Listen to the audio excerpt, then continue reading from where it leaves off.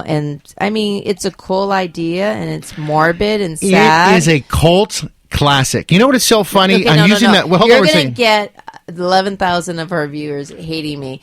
I'm just saying is that you right now are on cloud 9 about it, and I just rather be on cloud 9 about Antman right now. Okay, first off, I walked into what's called Amoeba Records in San Francisco, and I bought some DVDs. Okay, yeah, I buy some old DVDs because the only way to see shows. My daughter Ayriel's with me, and Ayriel goes, "What is a cult classic?" I have never Okay, I've heard of it, but I didn't actually know the definition. So Anna Maria, you want to tell her what a cult classic is? Because you are the fastest person on that computer to look up stuff. And you see how I'm dragging out this whole question? That's to give you time to use the World Wide Web to Google search cult classic right now. She wants to know what a cult classic is. So it is a noun, which means something typically a movie or book that is popular or fashionable among a particular group or section of society. So basically something that people watched a long time ago. Now let's pretend it wasn't popular, or if it was, and then 10, 20, 30 years ago, so popular, just like Star Wars. Long time ago, it came out when we were kids, and let's pretend there was no prequels and now sequels, and people are still buying toys, costumes, like all over the studio. I mean, you look around, there's Indiana Jones original stuff, there is Star Wars, there's The Incredibles, Thundercats. So those are the great things that happen all the time. Sorry about that. It's all right. She talks away from the mic sometimes. I was looking So around. if you're wondering what Logans Run is about, it's about a society where there is a nuclear holocaust, or whatever. They don't they really don't say what exactly happens. The end of the world. And so what happens is everybody goes and lives under these great big huge domes to survive, and the computers run everything. Well, what happens is eventually society goes on and on and on and on and on. They kind of forget about the old world of living outside and farming, all that good stuff. But here's the kicker. You're allowed to have as much free sex as you want with anybody. You can use any drugs you want. You can have fun all you want. Do whatever you want. But as soon as you turn 33 years old in this society, and this is to keep population down, you have to go a thing called carousel. And when you have this little thing in the middle of your hand, it starts flashing red. That means you're 33 years old. They put you around and you fly in the air. And they celebrate a joyous thing because you're killed. You have to be killed at 33 years old. And if you get pregnant or have a baby, automatically the baby's taken away from you and placed a crystal in its hand, and they raise the baby elsewhere. You don't raise it, but the computers take care of it. So that's what Logan... Just like Wall-E. And so what Logan's Run's about is the computer wants to find out how are these people escaping, because they want to go to this place called Sanctuary. And Logan goes on a run because they make him 33 years old to find it, and I can't tell you more. It'll ruin the movie. You basically should. I've never heard of it. Doesn't it sound like a great movie so far, though? It sounds great, because a lot of people, especially, that's something that people enjoy, like something that's demented, and then somebody escaping from that society. I have the movie if you want to watch it. Let's do it. All right, let's do it. Now, what happened to that T-shirt that you got? I don't want to wear it. I have a Sandman T-shirt. He does have a Sandman. The Sandman or the police that go around and check and look for runners. Runners are people at 33 years old, and they try to avoid going to the carousel. Okay. So they have rights to go and just shoot them right there on the spot and kill them. Now, my biggest question... Go ahead. How does the carousel kill them? So what happens is they put on these white masks. The book is totally different. There's a book. I read the book, but I'm going by the movie right now. So they stand in there, and they put these white masks on, and they're automatically lifted up in the air, and they go around, and there's a crystal in the middle, and it shoots and kills them. It shoots them and kills them. You just get shot. Yeah, with like a laser. And then your bodies are cremated and thrown out and stuff. With the farting noise and everything. If it works, it works.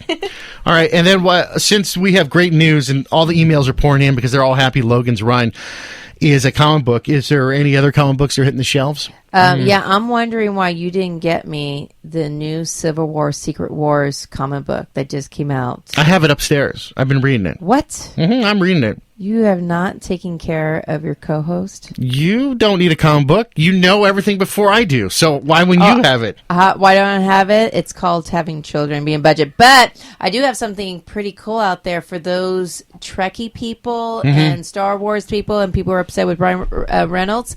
Star Trek and Green Lantern are going to have their own comic book. So they are joining forces at IDW Publishings. So that looks like an interesting thing and a logical thing to put together. So hopefully be some some good writing going on. So that one I'm pretty excited about. And rumor is Civil War, Secret Wars, it is better than the original one. So definitely check it out. All right. AMV, thank you so much. Well, coming to TV, because we hit movies, we hit comic books, and I can't wait for it. Fear the Walking Dead, August 20th. Dun, dun, dun, Nobody's excited about this? It's amazing. It looks... Andre, you sound so amazed. No, the new promo finally came out. It's on the website, yournerdsite.com. We have it there, and it actually looks really good. It's not that gay guy running around with his shirt just coming off and you don't know what the hell's going on. Did you see him at San Diego Comic-Con interview?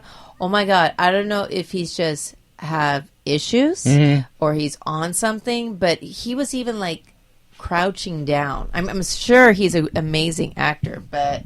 that was just odd. So he was just crouching down. The rest of the cast... the way you're describing it, I'm just breaking it down, is they have an interview. He's in the corner crouching down, like crying and peeing on himself. There. He was with one of the main co-hosts, the dad of the show. Yeah. And he's literally like leaning and You look scared? Yeah, so like you kinda, uncomfortable. So, in other words, you could say he was fearing the Walking Dead. Ooh. Or the living. That's the name of the show. Maybe he's been around too many zombies. I know. And also coming to television in 4 months, you ready for this? The Flash TV series is coming back to the WB. And he's got a new suit. Have you guys all seen the new suit? Nope. It's new logo. It's just white on his chest. In between his 2 nipples, right by his titties. He's going to have a nice white logo right there. Someone said we have to be appropriate here. Oh, I'm sorry. Right between his big tits. Is that better? That's or his boobs. There's going to be a new logo. And supposedly, and Andre, you're going to love this. You ready for this? Yeah. His suit is supposed to come out of a ring now. Oh, yes! but weren't we supposed to look at that? Cisco worked on it, and it's probably going to be the last episode. Like, hey, man, I figured out how Zoom got it out of the ring. Check this out. And then, real fast, it's the final one. And the unbelievable cast that's going to be the supervillains we've got coming on next season's Flash is I've got the whole list of them. I don't have them right now. It's a lot. Another thing we're looking forward to, excuse me, because I get a little choked up by this because I think she's kind of fine, is the new Supergirl TV show. Are you guys waiting for that? Wait, yes. Oh, Ariel's excited. Have you seen the previews, Ariel? I've seen one of them. Oh, what is your favorite part about her? She's hot. No, I'm just kidding. Okay. Ariel will have a conversation with you later. No, it's okay. I'm kidding. No, it's okay. I'm joking. Ariel, you can marry now. It's all good. It's illegal. Yeah, it's legal. Yay! Maybe Supergirl will go that way, too. They're promoting it like crazy. And if you go to the movie theaters, when not the previews, but prior, like, give you like super, super early, and you're one of those dorks that sit there. They have those like, hi, my name's Enrique Chiquilla La Cimborienta. Some Latin girl who always introduces us things. She goes, this week, let's talk about the new Supergirl TV show. So Supergirl's on there, and they really push the whole series. And it looks like, I don't know how they're going to do this, or if they're going to do it. It looks like she's crossing over with Arrow. So I don't know how CBS is going to deal with that with the WB. This is rumors, speculating. I'm not too sure. We'll have to see. Also, when she was at Comic-Con San Diego, she was teasing it again, and she said she's Superman's cousin, Kara, but she's not relying on him for a lot of help. She's doing her own thing. So, well, because it said that on the commercial. Yeah, I know that. He doesn't need me. Yeah, he doesn't need me. But if there's 2 people flying around, like, hey, I haven't seen you in years. My whole planet's dead, and there's no other Kryptonians here. But I'm going to leave you alone through the whole thing because I don't need to hang out with other people of my species that can actually deal with the sounds of loud noise and all that stuff. Do you understand what I'm saying? Yeah, that's a true super guy. Yeah, he doesn't even want to hang out with her. She doesn't even know anything about Krypton. And or you mean Earth? So here's one question for you guys. And, well, Ariel, you won't be able to talk about this. Andre won't be able to. But Anna Maria, AMV, 1984, a movie came out calling Helen Theater. It became a cult favorite, yet again, a cult favorite over the years. And she owes the audience everything for this because the script was pretty bad. It was called Supergirl. Anna Maria, you remember that one? I do, unfortunately. I went to go see it. I liked it. I didn't think it was really that... enjoyed it? I liked it a lot. Oh my God, I liked the Supergirl better in Smallville. But the whole thing with it is supposedly she came from... she had to go find some lost stone that came to Earth. Do you remember that? Yeah. And she left all these other Kryptonians that were on some big, huge extra planet they lived on or something like that. But she didn't even like trying to hook up with Clark Kent or anything like that to help him back. No, but she used his name because she met Jimmy Olsen in the movie. Remember? No. But she was also against a wicked witch. Yeah, I mean, that's I liked it got bad. Well, right. Yeah, but it was 28 in 1984, right after Children of the Corn.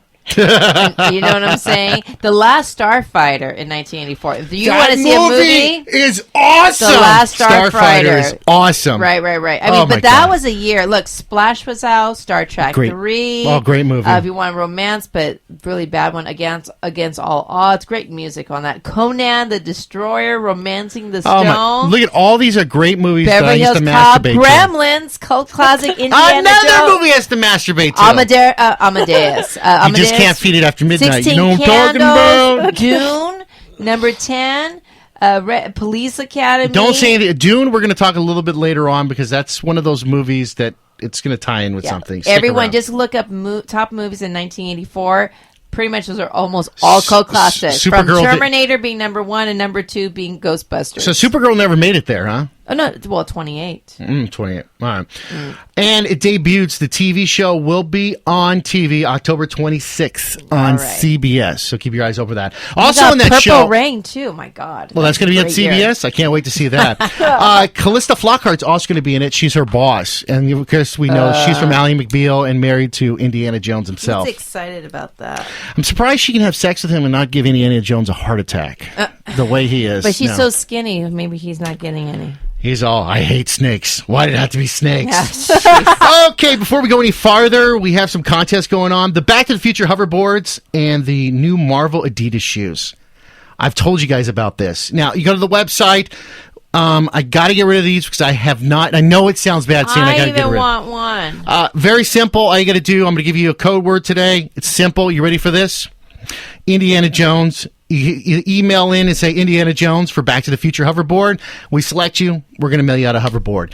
And to win the Marvel Adidas shoes, you can email me. Are you ready for this? You can email me and say Indiana Jones and say, I want Marvel Adidas shoes, but you have to subscribe to the podcast on iTunes. I got you. So once you subscribe to iTunes, we're going to check to see if you subscribed because we can do that. We have the powers to do that. We're pretty cool like that. To win, yeah, it's very good. So good luck. I have the power. All right, so while you're subscribing to the podcast and while you're getting all that stuff and you're looking on the website, yournerdside.com, to find out how to win these contests, let's get into the interview I did last week with Timothy Busfield and his wife, Melissa Gilbert. They're with us in the studio today. I don't know him. Yeah. Hi, how are you? This is amazing. You two are married together and you work together. This is amazing. Am I right? Yeah. It's pretty fun. Yeah, we're really lucky.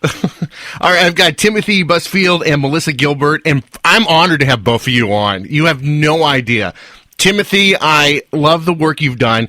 And then I just talked to my mom, and I said, I'm talking to Timothy Busfield. She goes, oh, my God, tell him I love 30 and something. And she loves your show, 30. Oh, my God. She lived for you. And then Melissa, I'm in love with you because I'm a geek, and you were Batgirl on Batman the Animated Series. So I'm in love every single way with both you guys. That's great. I'm thrilled. I think.